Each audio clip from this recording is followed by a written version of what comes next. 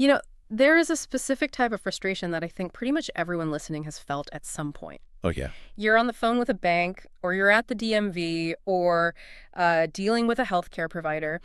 The person you are talking to is nice. They seem reasonable. You're a reasonable person. But the outcome is just Oh, completely it's insane. that feeling of hitting a wall that just shouldn't be there. Exactly. And sometimes it's just annoying, a fee you can't get waived. But sometimes, on a macro level, when we look at big government agencies or massive corporations, that insanity turns into cruelty. Mm. We see these institutions staffed by parents, neighbors, taxpayers, producing results that just grind people into dust. And our brains, they want a simple story to explain it. We want a villain. Right. We want to believe there's some evil mastermind pulling a lever in a dark room. Or, on the other hand, we tell ourselves it's just bad apples. A few rogue employees, yeah. If we just fire them, the system will fix itself. It's a very comforting way to view the world. Because if it's a villain, you can overthrow them. If it's a bad apple, you can fire them. It implies the problem is a quick fix away. Yeah. And it preserves our faith in the system itself. But the stack of research we're diving into today, it suggests those explanations aren't just wrong, they're actually dangerous distractions. They keep us from seeing the real monster. So what are we looking at today? We're looking at a series of essays on systems and harm, metric governance, and counter-instrumentation. And the thesis here is pretty stark. The problem isn't personnel. It's not that the people are bad. The problem is architecture. Architecture. Okay, so we aren't talking about physical buildings, obviously. We're talking about the design of the bureaucracy itself. Specifically, a style of management called metric governance. Today, we're going to look at how systems produce harm, not by accident, but by design. Ooh. Even when no single individual inside that system ever decided to cause that harm. Harm by design sounds like a conspiracy theory, but reading through these sources, it actually feels more like inevitable math. It is math, Then, and it's incentive structures. So the mission of this deep dive is to understand how unintended harm is actually statistically predictable. okay. We need to figure out why plausible deniability is a feature built into the software of these institutions, and, this is the hard part, why simply exposing the truth rarely stops the machine. Okay, let's get into the mechanics. Because Okay. metric governance sounds like something that happens in a boring boardroom. But the sources argue it's the engine of modern suffering. It really is. So how does a system hurt people without anyone explicitly deciding to do it? It starts with what the authors call the machinery of undirected harm. Imagine you were the leadership of a large agency. You don't write a memo saying, go out and harass vulnerable people. Of course not. That's illegal. It looks terrible. Right. Instead, you set a quantitative target. Like a sales quota. Sell 500 units. Exactly. Yeah. But in a social context, it's process 1,000 cases this month. Increase intake by 20%. You set the destination, but, and this is the critical part, you do not specify the route. You just say, get it done. Get it done. Now, put yourself in the shoes of the operator, the social worker, the police officer, the claims adjuster. You need to hit that 1,000 number. My job is on the line. Your bonus, maybe your job. You are going to look for the path of least resistance. Rational optimization. If I have to process 1,000 files, I'm not going to find the 1,000 hardest, most complex cases that take 3 days each. I'm going to find the easiest ones. Precisely. You optimize for speed, not for quality or for justice. And this leads to what the sources call the compliance trap. A compliance trap. I spent a lot of time thinking about this one. It creates this weird inversion of how we think the world should work. It really does. I mean, think about it. Who is the easiest person to process? Is it the person hiding, the person creating friction, the dangerous person who fights back? No. No, it's the person who follows the rules. The person who shows up for their appointment on time. The one with the permanent address. So because they are legible, because the system can see them clearly, they become the target. So compliance makes you a liability. Following the rules makes you the optimal fuel for the machine because you help the operator hit their quota. Yes. The system actually rewards the operator for catching the compliant, not the dangerous or the fraudulent. That flips the logic of law and order on its head. We think, if I follow the rules, I'll be safe. You're saying that in these systems, following the rules puts a target on your back. Because you're the easy stat. Exactly. And if you are the leader at the top, looking at your dashboard, you just see 1,000 cases processed. And you think, wow, we're doing great work. Look at that efficiency. But the reality on the ground is that you're just churning up the people who are actually trying to do the right thing. And this brings us to a term the sources use that I think is essential: design fact. I highlighted that too. It moves us away from the idea of unintended consequences, Yeah. right? Yes, we need to retire that excuse. The idea is that if a system measures success but excludes harm or community trust from the dashboard, it has made a policy decision. It has decided those costs are acceptable. Yes, there was a quote that stuck with me.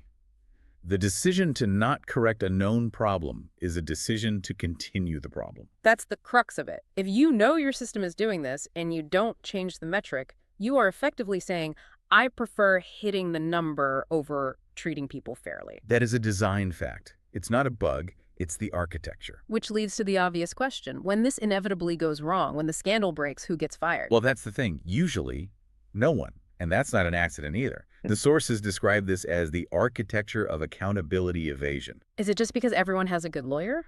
Or is it structural? Oh, it's very structural. It relies on the fact that everyone in the chain has what the sources call a locally true story. Locally true, meaning it's true from their specific vantage point, even if it's false in the big picture. Yes.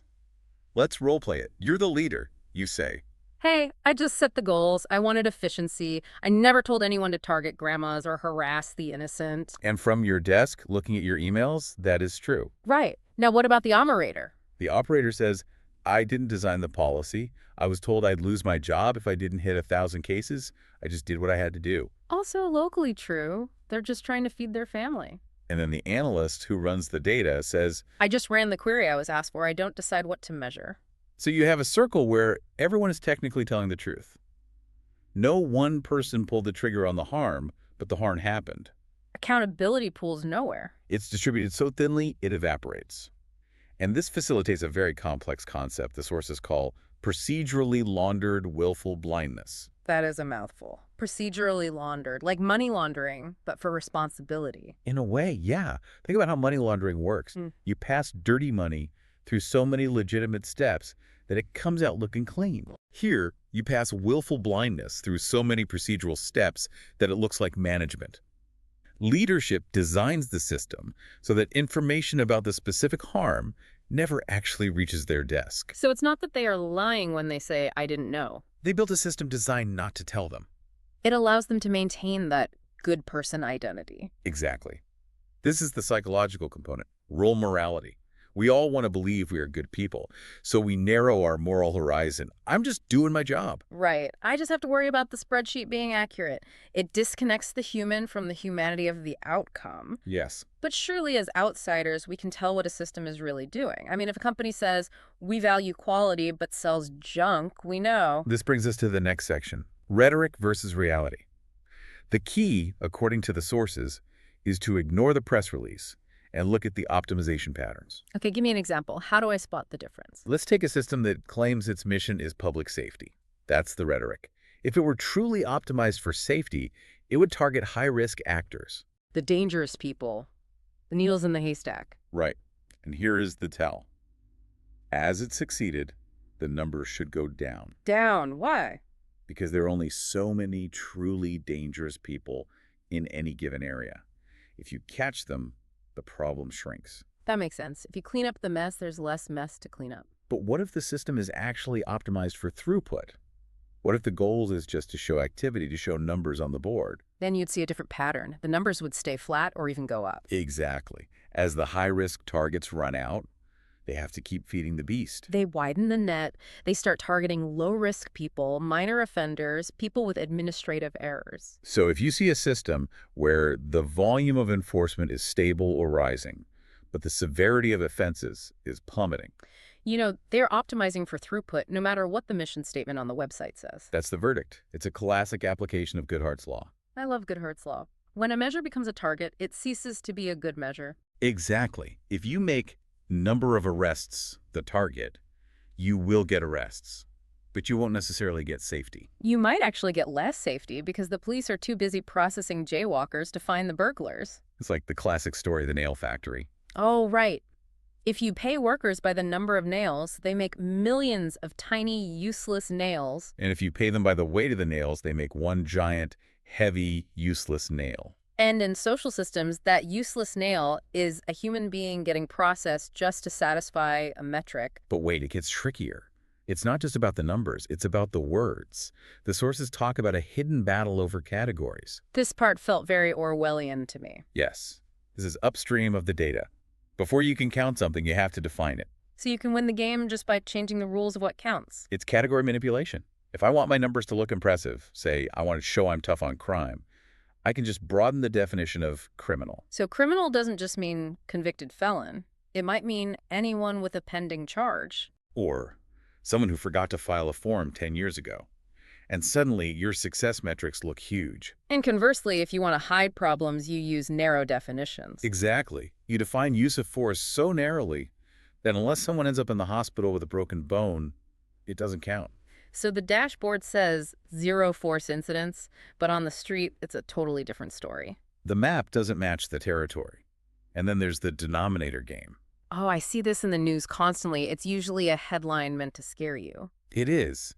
The denominator is the context. If I tell you we arrested 10,000 criminals, that sounds impressive. But if the denominator, the pool you pulled from, includes everyone who ever jaywalked, that number is meaningless. Precisely.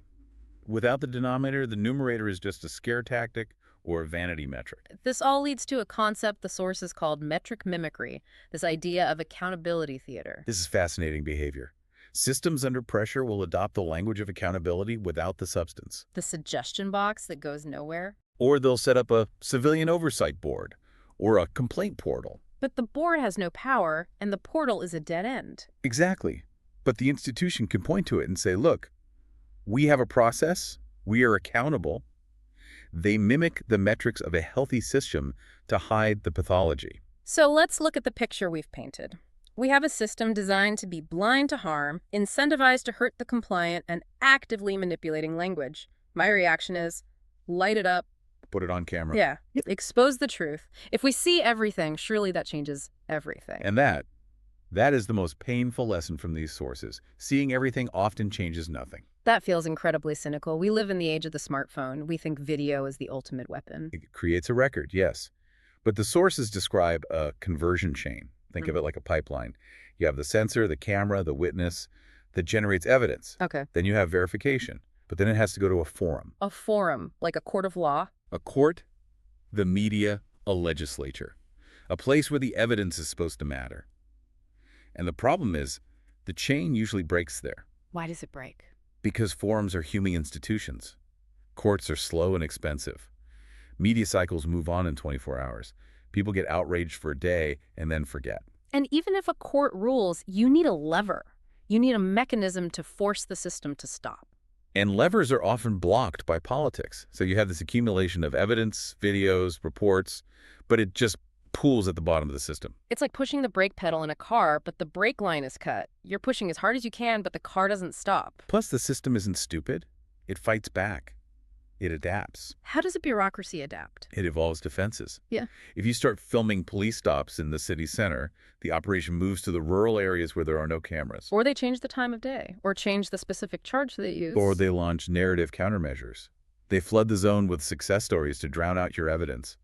Or they create bureaucratic insulation so there's no legal requirement to act. It feels like a hydra. You cut off one head and it just shifts to a new tactic. It's a learning system. It optimizes around the observation. So, what does this all mean? Because I have to be honest, this is sounding pretty hopeless. If the system adapts and accountability is impossible and documenting the harm doesn't stop it, why bother? Why document anything? This is the pivot. The sources argue we need to completely reframe the purpose of documentation. It's not about stopping the harm today. Then what is it about? It's about anti-erasure. Anti-erasure. That sounds like a preservation strategy. It is. Counter-instrumentation independent data gathering, filming, reporting doesn't usually stop the machine in real time. But its true purpose is to eliminate plausible deniability for the future. It destroys the I didn't know excuse for the history books. Exactly. When you document the harm, you ensure that the excuse "we didn't realize this was happening" becomes unsustainable. You are building the evidence for future forums. So it's the long game. You're planting seeds for a harvest you might not even see. That's right. It ensures that the system cannot control its own legacy. It forces the truth into the record, even if the record can't yet force a change. That's a heavy thought, but it's strangely empowering. Yeah. It takes the pressure off getting an immediate win and puts the focus on the integrity of the record. And that leads to the final haunting question the sources leave us with. It's the question that metric governance tries so hard to avoid, but that history always, eventually, asks. What is that question? Given what you could have known and chose not to measure, what did you think would happen? Wow. It really puts the responsibility back on the design choices. It strips away the unintended consequence defense and reveals the design fact underneath. You built a machine to process numbers, not people. And you got exactly what you designed. Precisely. That is a lot to process, but it definitely changes how I'm going to look at the next press release full of record-breaking numbers I see. Always check the denominator. Always check the denominator. Thanks for listening to The Deep Dive. We'll see you next time.